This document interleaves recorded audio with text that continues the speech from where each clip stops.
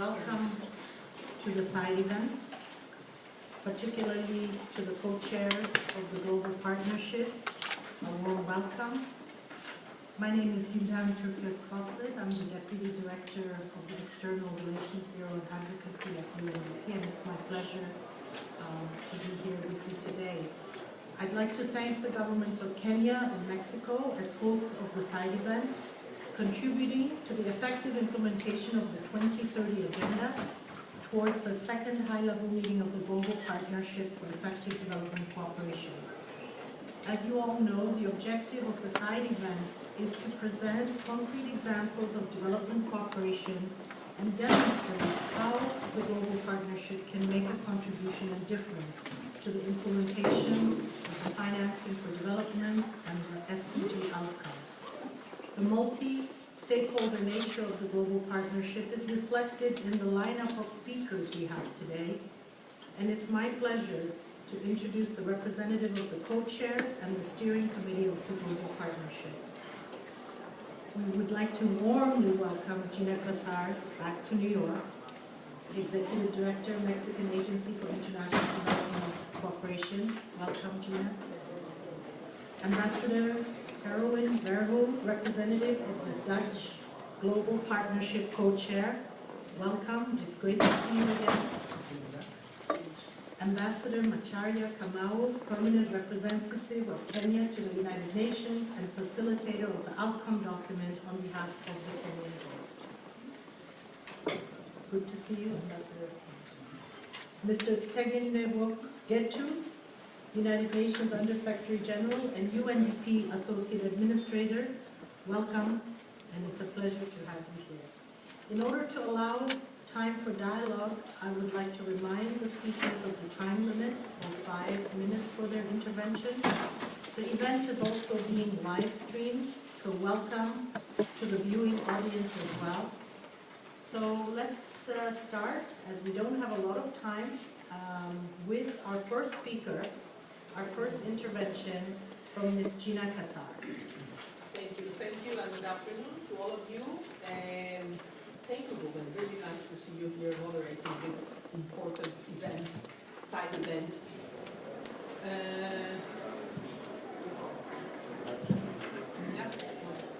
First of all, I would like to thank Ambassador Macharia Kamau, co-chairs. Good morning, good afternoon, and all the speakers to this event. As has been said repeatedly, I think, and I would like to start by saying, in my view, what is one of the main advantages of the Global Partnership, and it is inclusive character.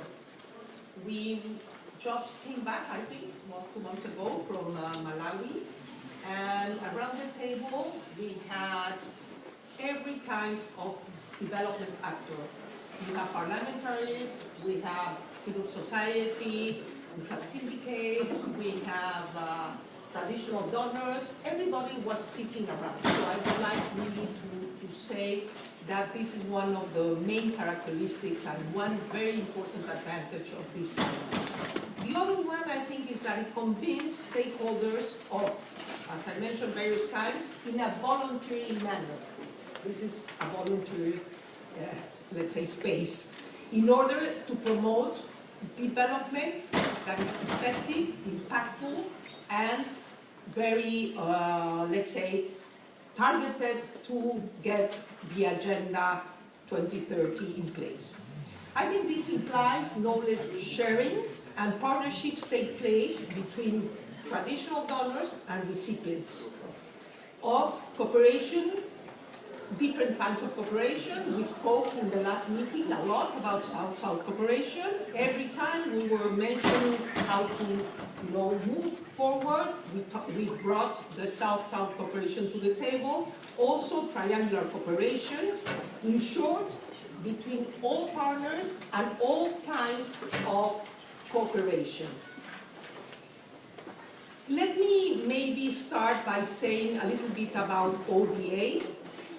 And in this regard, I believe it's important to mention some aspects of ODA. ODA has been widely recognized as not just any part of a broader array of development flows, but as an instrument that has a very specific role. ODA is considered in particular importance to the least developed countries, no doubt, but as well we should note that ODA is not only of great importance for LDCs, but also for the developing ones. I come from a middle-income country, a big middle-income country, and I can tell you there's a wide-ranging effects of this kind of cooperation. In Latin America, to give just an example, ODA directed to big middle-income countries, and obviously we will be thinking about Brazil, Mexico, and this kind of development cooperation give us a lot of, it's like, let's say, triggers a lot of effects in the regional side.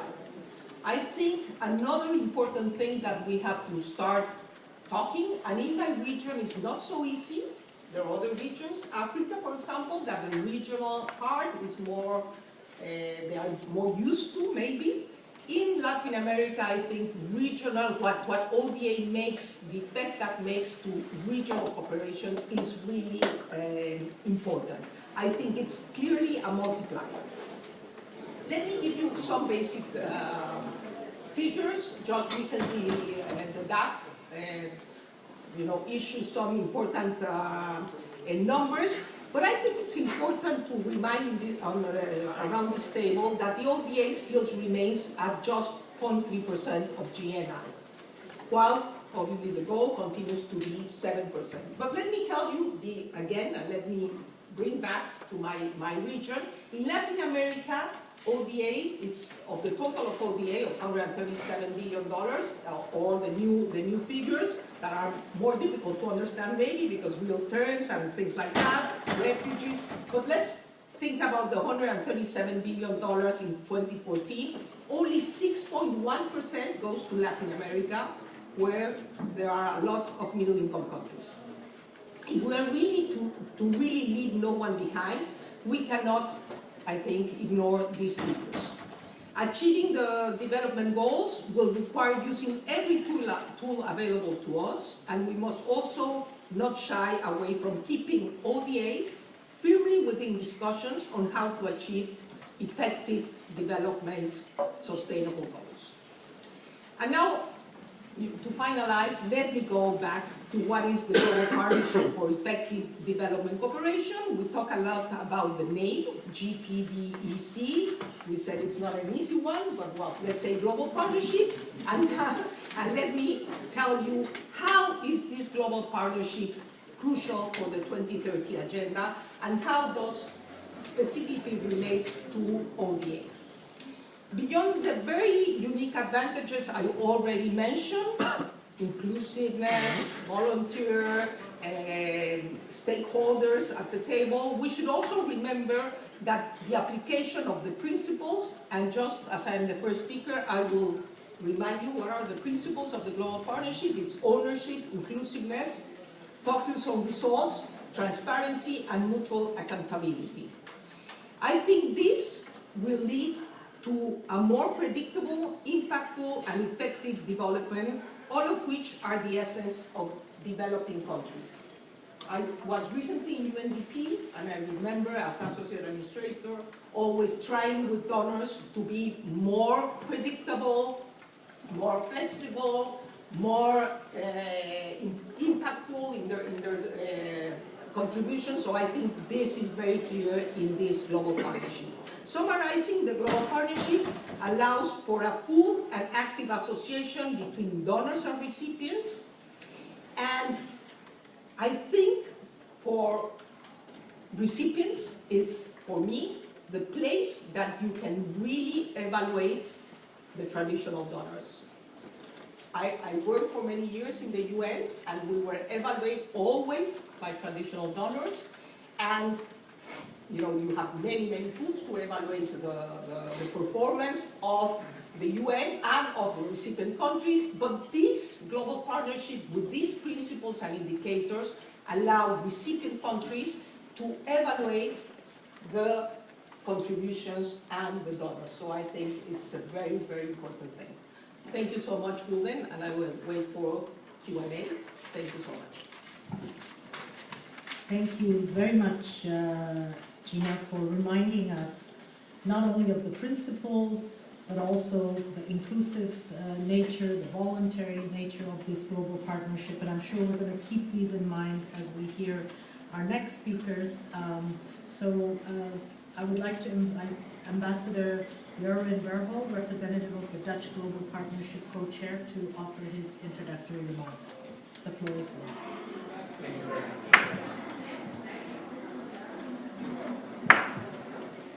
Thank you very much, Gulden. And your name reminds me of the currency we used to have in the Netherlands. The gulden. Unfortunately, we have to give it up for the euro.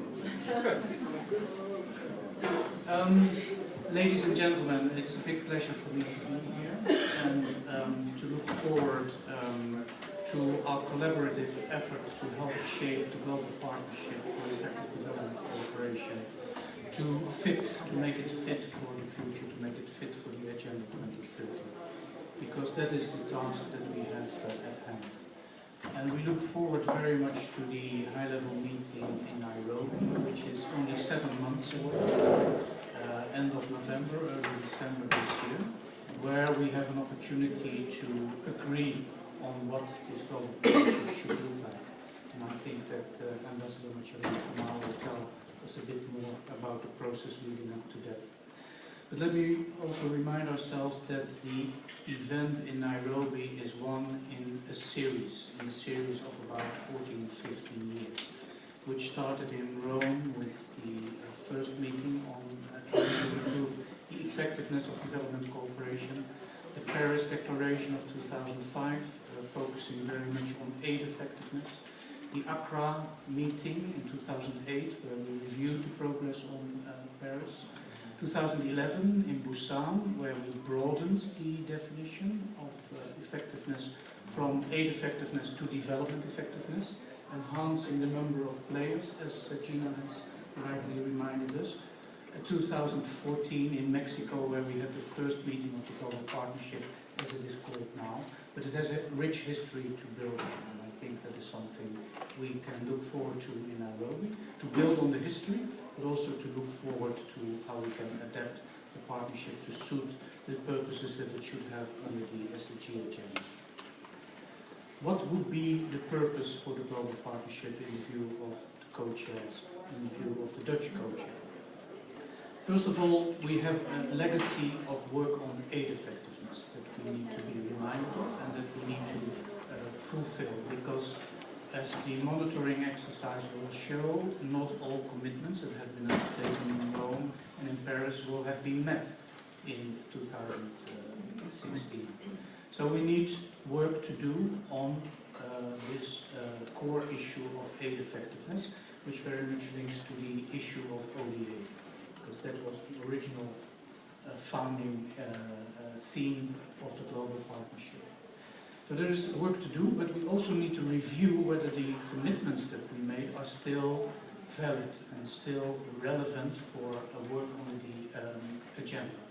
Because the principles, they have been enshrined now in the Addis Ababa Action Agenda, and Gina rightfully mentioned the principles, but they have been elaborated into very specific commitments, and they have been elaborated into very specific indicators, and we need to review whether they are still fit for purpose in this new world, for implementing the sustainable development goals. So that is an important exercise that we need to undertake in Nairobi. I think a second important exercise will be to see how we can strengthen the partnership to enhance the synergies between flows and actors. Because what the Addis Ababa Action Agenda did was to outline the different flows and the different actors which are needed in order to ensure the implementation of the Agenda 2030. But how to put them together and how to make them work together effectively is still work to be done. And we feel that the Global Partnership has an important role to play there. Thirdly, and Gina has mentioned that as well, knowledge exchange, best lessons, best practices are very important in order to help the development community move forward. Too often we forget that already some experiments have been made, some lessons have been learned. We try out new things without taking into account the lessons learned in other circumstances and in other countries. And we feel that this platform of the Global Partnership could be very valuably used for exchanging knowledge and lessons learned. And the final point that would be important for the Global Partnership to undertake is to link the country processes and the experiences that we have at country level to the global debate and the debate at regional level. So there is an important agenda, and we need to discuss and get agreement amongst all of us that this is the agenda that the Global Partnership should do. We will have important information coming to help us look back, because there is a monitoring exercise ongoing based on the indicators, based on the commitments that will provide valuable information about progress on aid and development effectiveness in, I hope, about 80 countries that are participating in the exercise. And that will be an important part of our discussion in Nairobi. Finally, a point on the link between the Global Partnership and the UN processes. If you look over the history of the 14 years, that has not always been an easy issue. There has been some antagonism, some issue between the UN and the Global Partnership. But if I look at how things are going and how things are moving in terms of discussion, we are moving in the right direction. And we are getting together more and more because we share the same purpose, that is to promote the implementation of Agenda 2030. And we have different things to bring to the table. So we feel that the Global Partnership for Effective Development Cooperation is an important partner in helping the UN strengthen the implementation, monitoring, review and learning and framework of the SDG agenda. Thank you very much, Gulda. Thank you very much, Ambassador, and also for, again, putting forth some very good reminders for us, the background, and also what the Global Partnership offers to the UN, because this is something very important in terms of the agenda, the new agenda. I would now like to invite our third speaker, Mr. Tegenyaru Getu, UN Under-Secretary General and UNDP Associate Administrator, to offer his remarks. Thank you very much. Welcome, ladies and gentlemen, and thank you for being here. Gina and Kamal, welcome back. The 2030 Agenda aspires to transform the world's people, planet, and also aspires for prosperity. This calls for action to ensure that no one is left behind. Therefore, the task before us now is first to mobilize resources, public and private, and second to support implementing the agenda. These are the core issues that we need to take into account. That's what the Global Partnership for Development Cooperation is all about. It is recognized in Addis Ababa agenda as a complementary endeavor. In that sense, it's already recognized as a means of implementation of the 2030 agenda. The Global Partnership is based on commitment on traditional partners, firstly, through official development assistance. Let me say at this point that it is extraordinarily important that the commitment is achieved or sustained in the years ahead if we want to achieve Agenda 2030. In 2014, less than half of the official development assistance used national systems for developing countries. And developing countries continue to face challenges of budgetary support. Only 10 traditional partners have met this criteria. Beyond ODA, assets recognized by global partners include triangular cooperation, which brings together actors from North, South, and international organizations.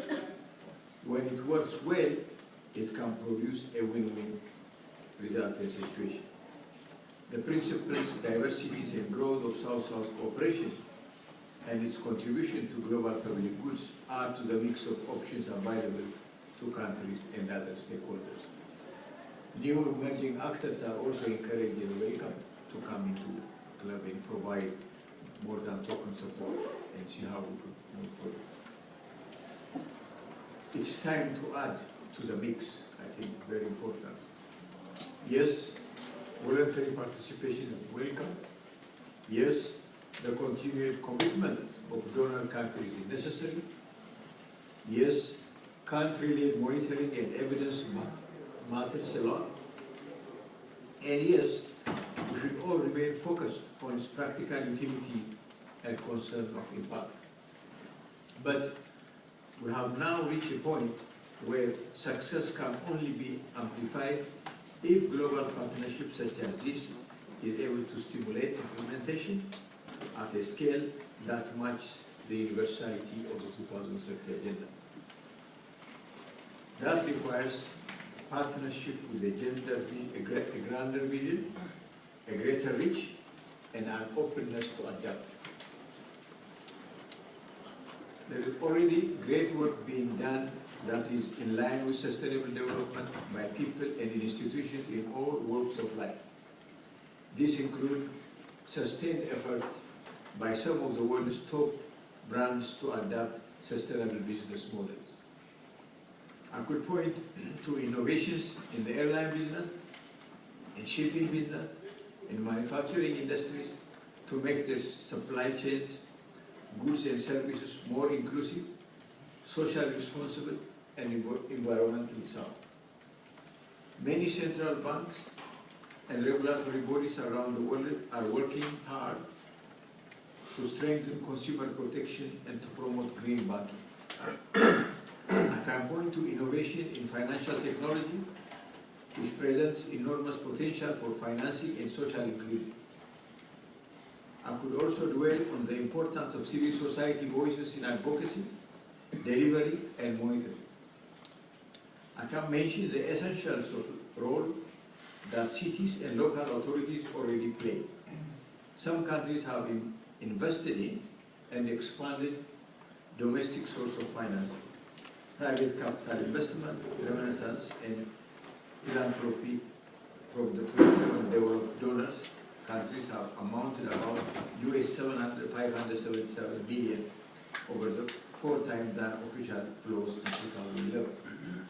These are just few examples. With so much already happening, I see 3 constituent parts necessary to strengthen partnership for effective development cooperation. First, there continues to be a central role for governments operating as a whole at a country, regional and international level, and represented here at the United Nations. Each constituent part of government can do its part locally, nationally, and at the international level. As UNDP, we encourage and support integrated and multidisciplinary national response to the 2030 agenda, both in country and beyond countries. Second, prioritizing the inclusion into the global partnership of the business community, trade unions, civil society organizations, foundations, international financial institutions, central banks, and regulatory bodies, and other stakeholders. 3, the implementation of the 2030 agenda needs the general public, including women, the youth, and seniors. The campaign leads up to 2013 agenda and on its means implementation brought into play large stores of enthusiasm, creativity, and interpretation. Therefore, the social capital is key renewable resource that we can draw for the foreseeable future development. Looking ahead, We also recognize the importance of achieving coherence between development and humanitarian effort at a time of heightened volatility, with shocks like economic challenge, natural hazards, conflicts, or health epidemic outbreaks. We also operate with an environment of mounting political and fiscal pressures. Sovereign and corporate debt remains high. At the same time, the demand for transparency and accountability is rising. Under these circumstances, geographical inclusion, social inclusion, and gender inclusion are not costs. They are solutions. They promote resilience, stability, and inclusive growth. That's why the global partnership needs to become an open, inclusive space where all parties committed to 2030 agenda can meet and exchange and learn, and maybe more. We all agree that we need an effective development cooperation. We must now open and explore options to make partnership more effective. What should this partnership look like and what should it do? In my view, these are the questions we will need to answer as we work towards second high-level meetings in Nairobi next year. Thank you. Thank you very much, Mr. Gettu, for bringing us and focusing us on how to stimulate implementation. And as you've shown, all the groups that you've listed, from cities to governments to civil society, gender, it's quite inclusive, as Ms. Kassar has started talking how inclusive it was. So without taking too much time, I'd like to now invite Ambassador Macharia Kamau, Permanent Representative of Kenya to the United Nations, and also Kenya as host country for the second high-level meeting of the Global Partnership. The floor is yours, Ambassador. Thank you very much. It's really good to be here. It's good to see everybody. I'd like first of all to begin by recognizing the Associate Administrator and the Undersecretary General, Mr. Gettu, for being here. Thank you very much. We're not usually with you, so everybody else I see, but I don't usually see you, so it's really a pleasure to see you here. At your level, it sends a very powerful signal. I'd also like to recognize Klaus Rudishnahawa. I probably botched up your name, but you botched up mine too, so it's okay. Klaus is the Acting Director General for Coordination of the EU. For those who remember me at the OWG, I used to sometimes confuse myself for being European, and I used to introduce people from the EU as well. But it's really wonderful to see you here, because the EU is such an important partner in this process moving forward. Thank you very much. I'll be speaking as host.